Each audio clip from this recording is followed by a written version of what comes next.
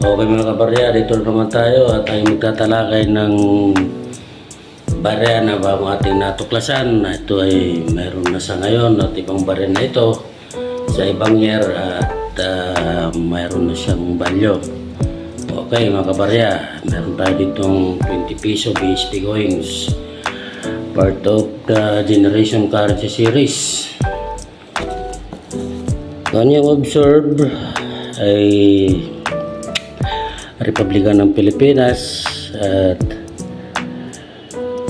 at mayroon ditong vintage year is 2020 at mayroon ditong pangalan ni Manuel L. Quezon, First President of Commonwealth.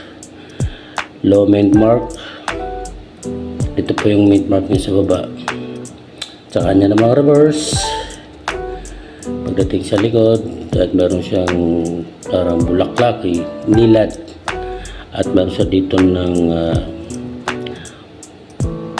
bahay ng Malacanang, bahay office ng Malacanang Palace, at meron dito logo BSP na nakalagay dito sa ibabaw ng BSP logo ng Bangko Sentral ng Pilipinas. Alam niyo mga kabarya, at ito ay ating tatalakayin kung anong mga year na may value at kung ilan na lang mga presentation niya. Mga kabarya, ang itong composition nito, itong 20 coins, 20 piso coins, ang kanyang composition is vitamilic, nickel plated steel, centre and bronze plated steel. Ang kanya naman weight ay 11.5 grams at sa kanya namang diameter is 30 mm. Sa kanya naman thickness, sa pagkakatansya ko po dito ay 2.2 mm. At ang kanya namang orientation is coin is middle alignment. Ito ay na-issue noong December 17, 2019, kung hindi ako nakakamali. Yun lang po ang aking pagkakalam sa year na bagong release to ng BSP.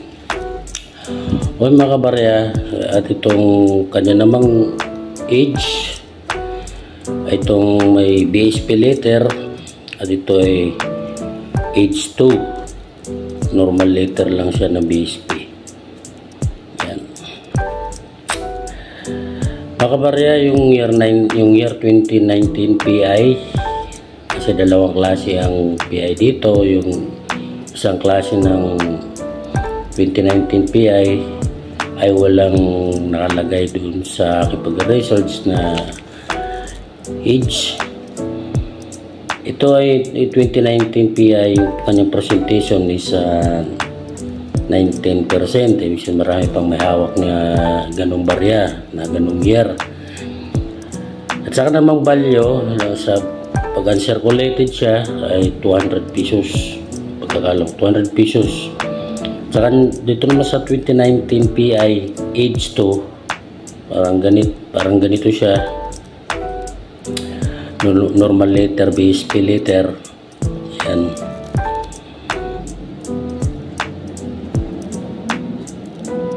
Parang pagkakaintindi ko dito, BSP letter 60 different, ibig sabihin 6 na liter na ganito paikot. Sa kanya mang 2019 PI age 2, sa kanya presentation, wala pang naitatalang price nandun, ay 4% po ang kanyang presentation. 4%, ibig sabihin po sa 2019 age 2 ay mga ilan na lang din ang may hawak ng ganun. Pagdating naman dito po sa year 2020, ang kanyang 2020 PI, ang kanyang presentation is 21%. Sabihin ay mayroon pang may mga hawak nito na marami. Pero sa kanyang pagdating naman sa H1, sa kanyang H letter, H1 2020, year 2020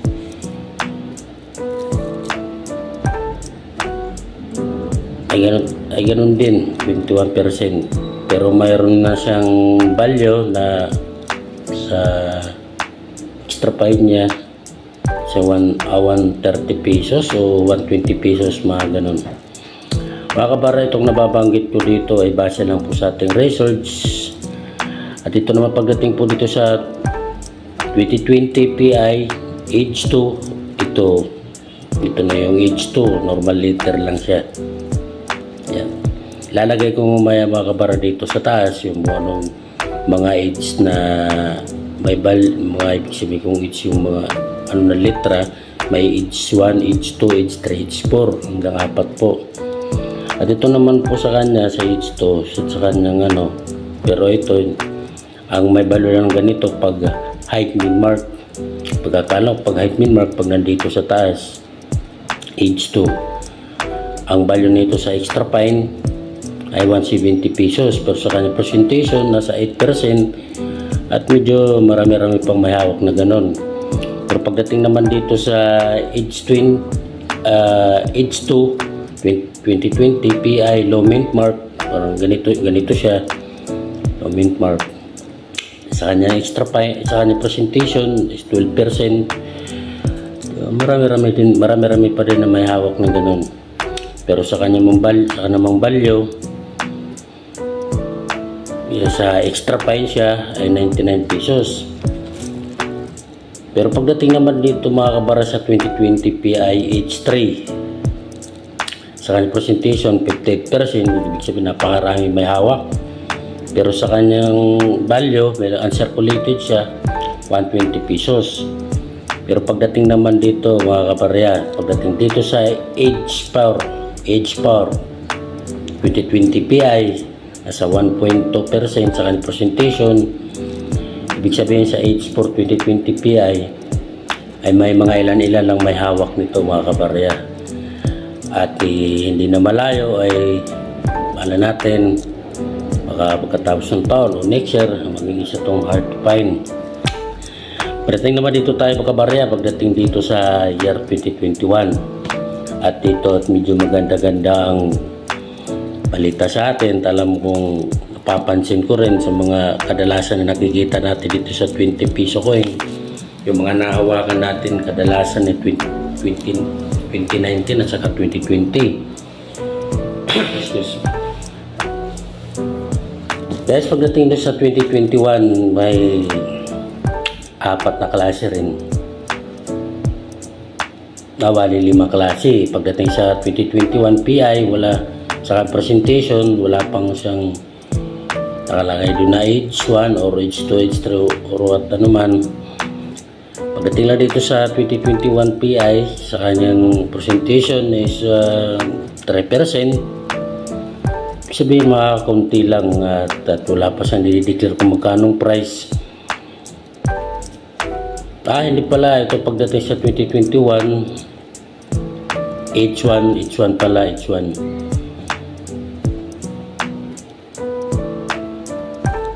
ay tama, 2020 H1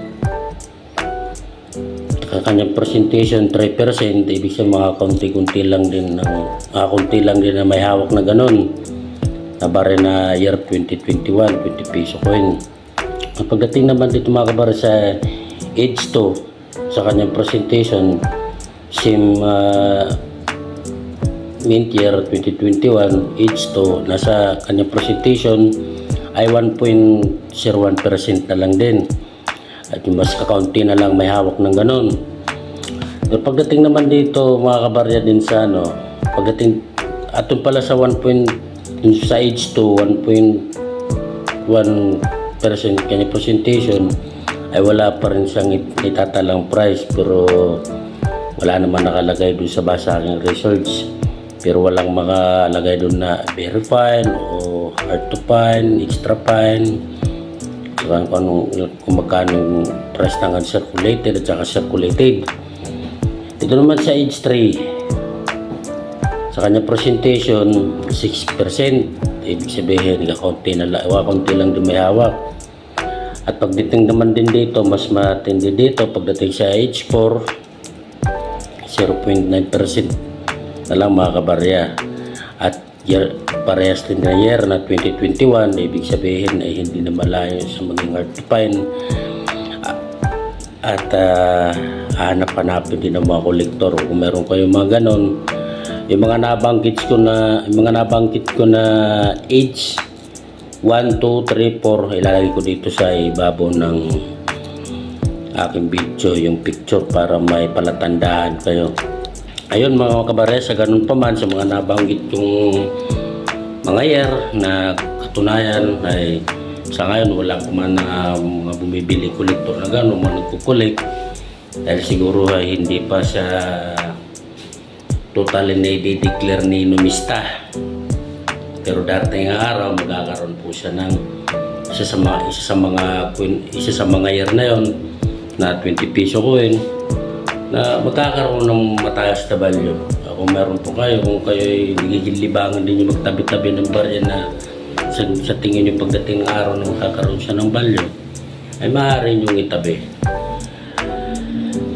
Yun lang mga kabarya, at maraming salamat sa inyo, at ito ay aking pagbibigay lang para sa kalaman at atin lang ating kunting natuklasan, pagbigyan sa atin para malaman ng iba.